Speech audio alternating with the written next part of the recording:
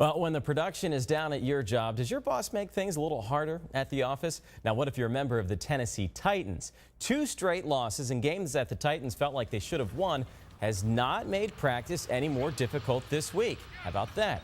Yes, all the mistakes have been pointed out and a new game plan is in place, but cracking the whip during practice time does not seem to be this head coach's style.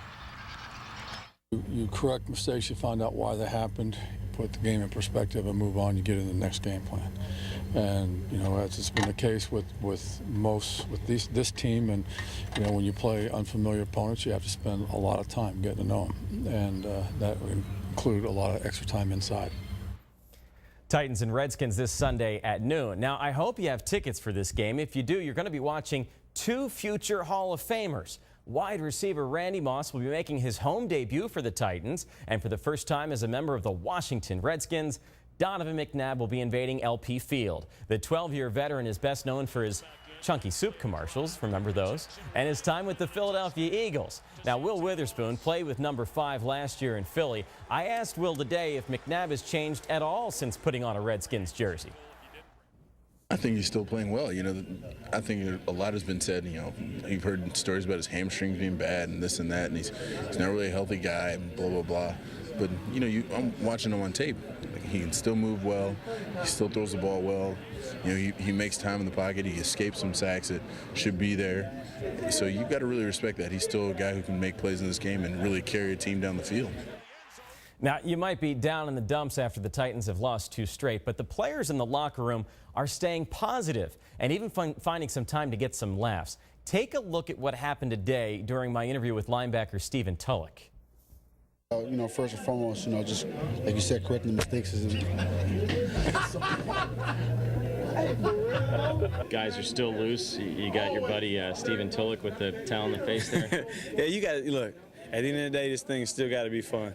If you forget that, then you miss out on a lot. Cortland keeping it fun. Well, do you get that sick feeling in your stomach when you see the Nashville Predators? They're now in last place in the Central Division. I'm actually going easy on the Preds because this is by far the worst schedule I've ever seen. When does this team ever play at home? The Preds are in the middle of another 4-game road trip. Tonight, they will be in Montreal for a matchup against the Canadiens. Well, it was supposed to be a special day for one of our local superstars. But instead, it turned into a day of disappointment for David Price. The Tampa Bay Rays pitcher and Middle Tennessee native was a strong contender for the American League Cy Young Award.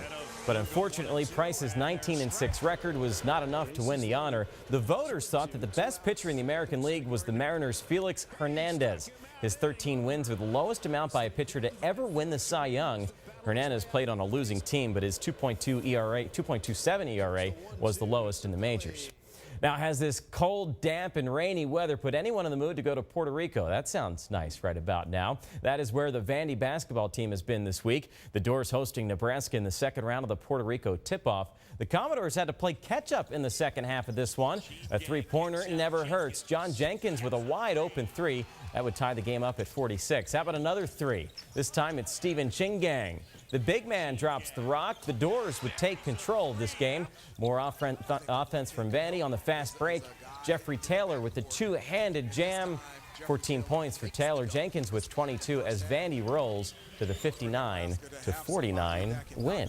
Good news for the Dores. Sure is. Thanks, Mike. All right. That sounds nice, doesn't it? Puerto Rico? Puerto Rico. Miami wasn't bad this weekend, by the way. Real quick. Well,